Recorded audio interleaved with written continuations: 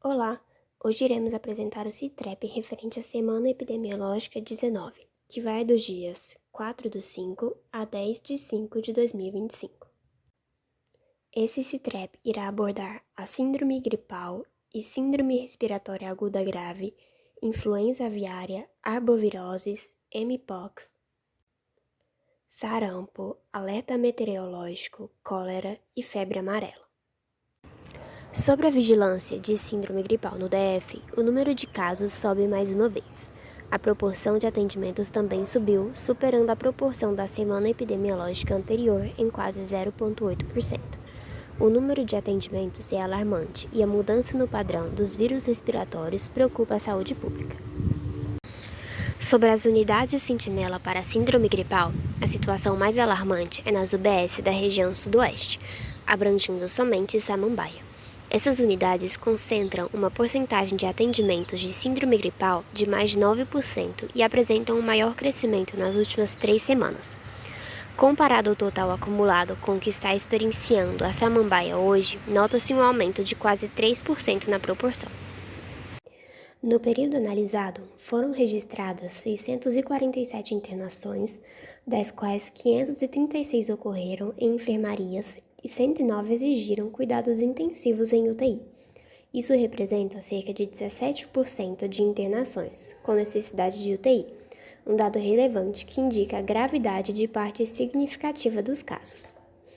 Embora o total de internações e as admissões em enfermaria tenham aumentado significativamente na última semana, as internações em UTI apresentaram queda. Esse cenário pode não refletir uma melhora clínica dos pacientes, mas sim uma limitação estrutural, já que os leitos de UTI encontram-se ocupados, impedindo novos internamentos, mesmo com a demanda elevada. Sobre os números de síndrome gripal no DF, mais de 52% dos casos foram atribuídos ao vírus sincicial respiratório, mais de 23% ao rinovírus e 21% influenza A.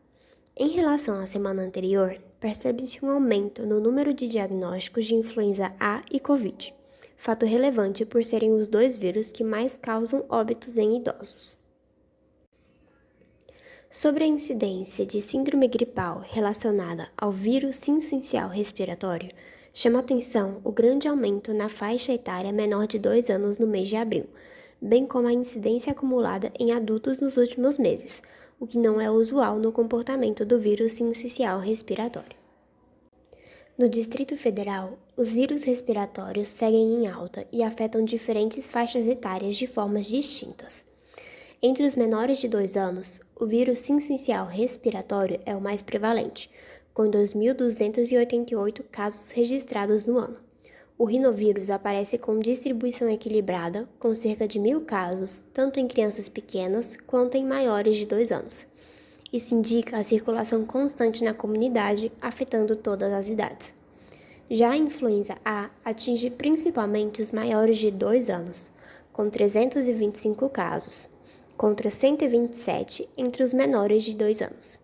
Esse perfil aponta para um risco mais elevado entre jovens, adultos e idosos, especialmente os não vacinados.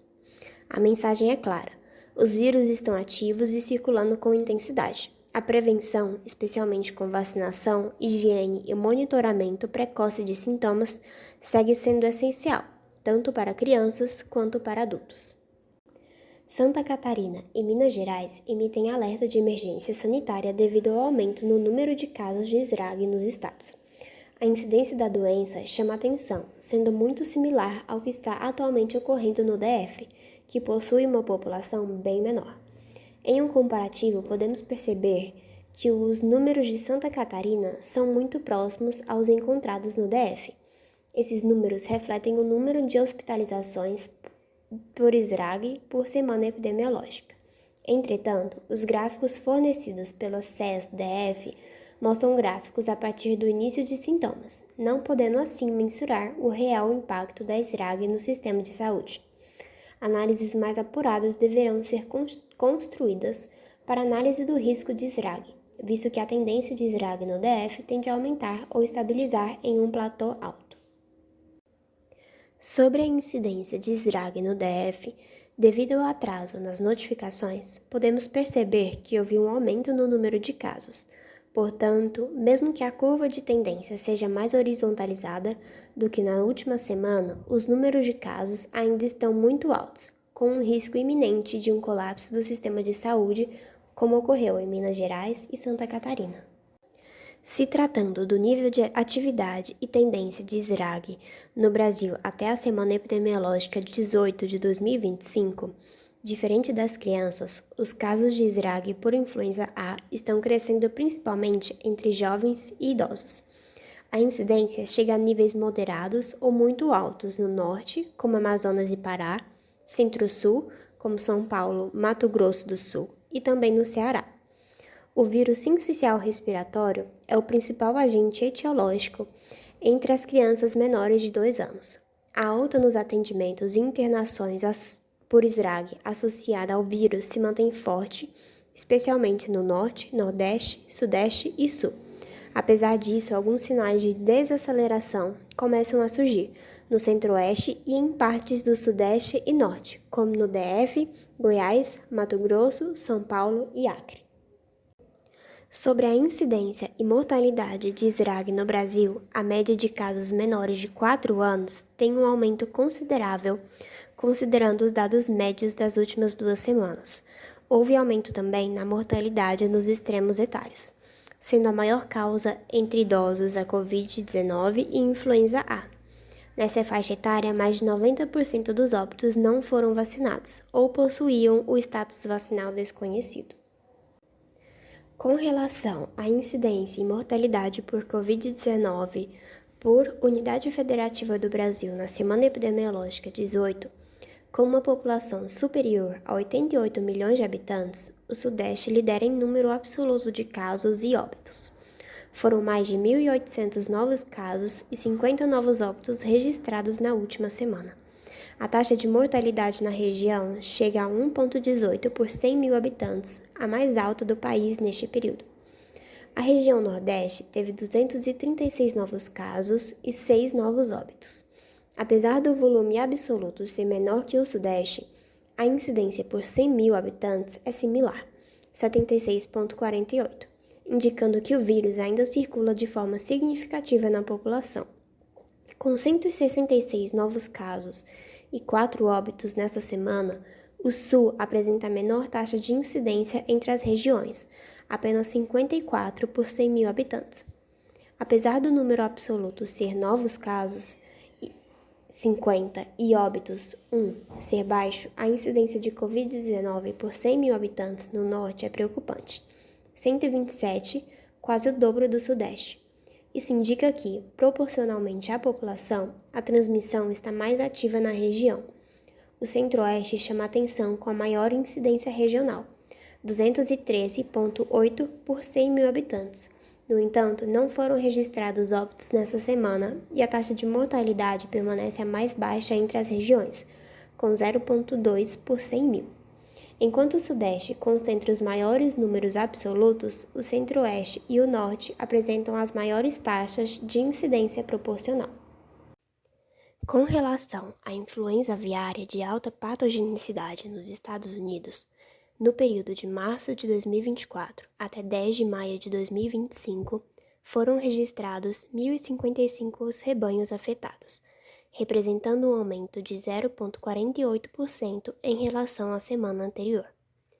A Califórnia permanece como o estado com o maior número de rebanhos afetados, totalizando 766 rebanhos, não havendo aumento em relação à semana anterior.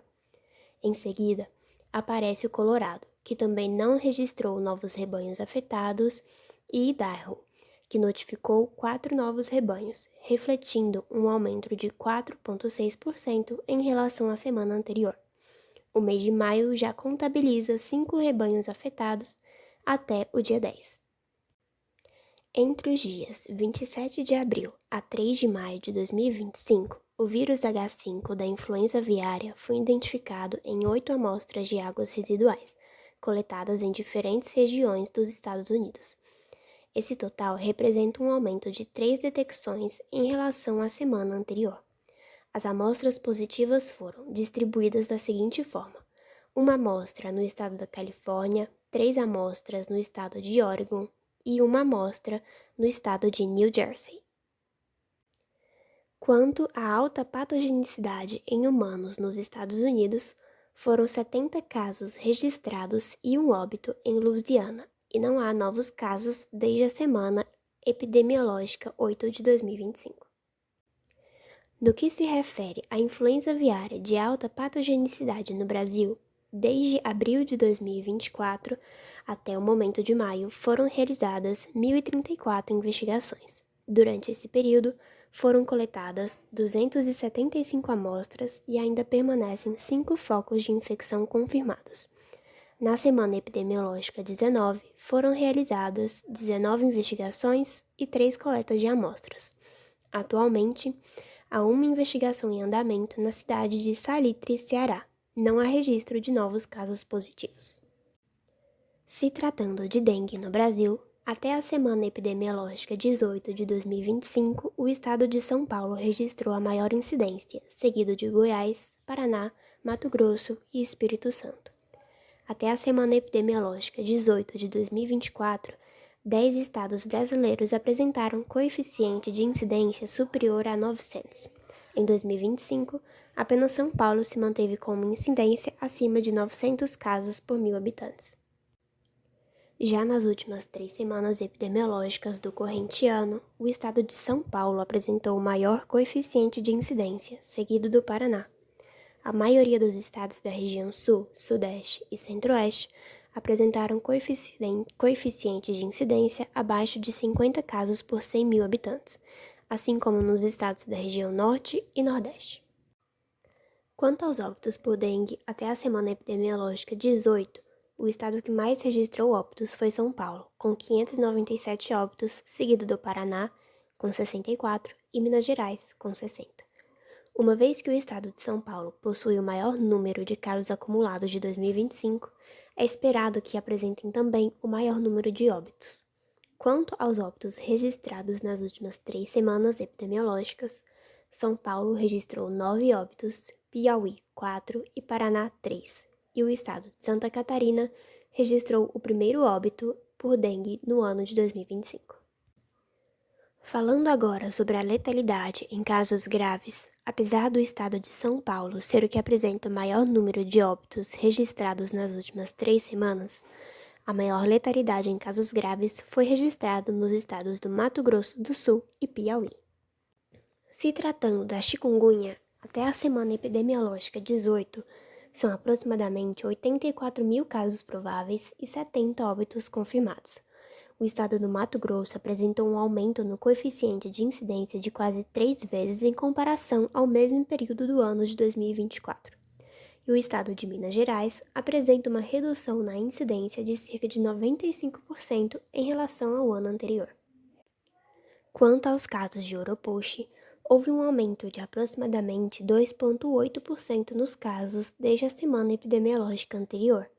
O Espírito Santo continua sendo o estado com maior número de casos, com 6.027. Entretanto, o Amapá registrou um aumento de 30% nos casos em relação à semana epidemiológica anterior, totalizando 77 casos.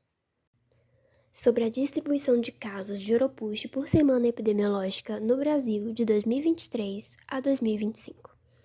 Entre as semanas epidemiológicas 11 e 16, os casos de Oropouche em 2025 ultrapassaram o registrado no mesmo período de 2024. Já na semana atual, o número de casos ainda está inferior ao de 2024, mas esse cenário pode se alterar devido ao atraso nas notificações. Em relação à situação global de Mpox, o clado 1B, com maior letalidade, segue circulando principalmente nos países Uganda, Ruanda, Burundi, Gabão, República Democrática do Congo e Sudão do Sul. Até 8 de maio de 2025, são 14.758 casos confirmados em laboratório e 67 óbitos registrados.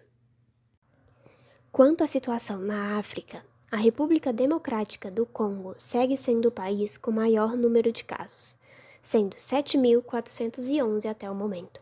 O clado 1B, com maior letalidade, circula principalmente na região leste do país. Apesar disso, grande parte dos casos vem da região central do país.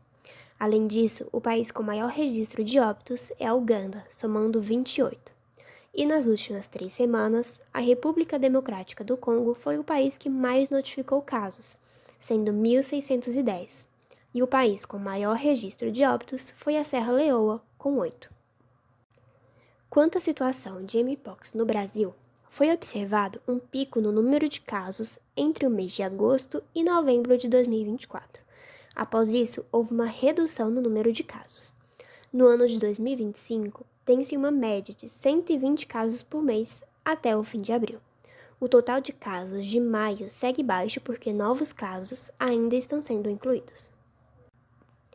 Quanto à situação da febre amarela na América do Sul, 269 casos de febre amarela foram confirmados de 2024 até o momento atual em 6 países da América do Sul. Desse total de casos, 114 evoluíram para óbito.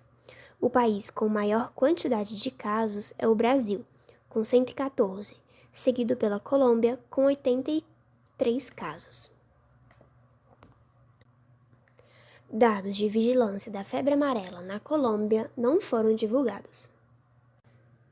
Quanto à situação da cólera na Angola, de 1º de janeiro até 3 de maio de 2025, foram confirmados 17.727 casos na Angola.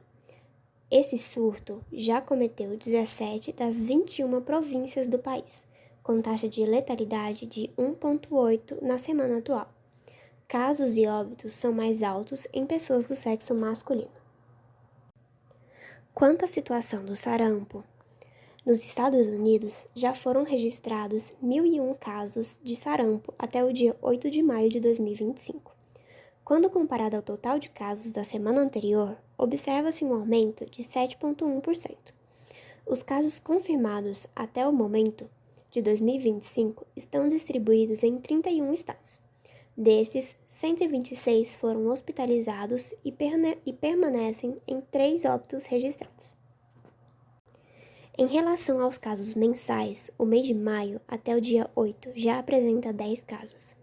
Na distribuição por faixa etária, observa-se que a maior parte dos casos está concentrada na faixa etária de 5 a 19 anos, representando 38% do total de casos registrados. Ainda, 96% dos pacientes não eram vacinados ou possuíam a situação vacinal desconhecida. Quanto aos alertas meteorológicos, o INMET emitiu um alerta de condições climáticas adversas com início em 9 de maio de 2025, às 1. A previsão indica chuva entre 30 e 60 milímetros por hora ou de 50 a 100 milímetros por dia, acompanhada de ventos intensos que podem variar de 60 a 100 km por hora. Há risco de interrupções de fornecimento de energia elétrica, queda de galhos de árvores, alagamentos e descargas elétricas. As áreas sob alerta abrangem diversas regiões do Paraná, como a metropolitana de Curitiba, Centro-Ocidental, Noroeste, Oeste, Sudeste, Norte e Central, Centro-Sul e Centro-Oriental do estado. Também estão incluídas as regiões Norte de Santa Catarina e as regiões Sudoeste e Leste de Mato Grosso do Sul. Obrigado por assistir até aqui. Os autores do Citrep são Clara Feitosa, Fernanda Pinheiro, Ana Lins, João Vitor, Camila Araújo, Márcio Luiz e, como revisor, Jonas Lotufo Brant.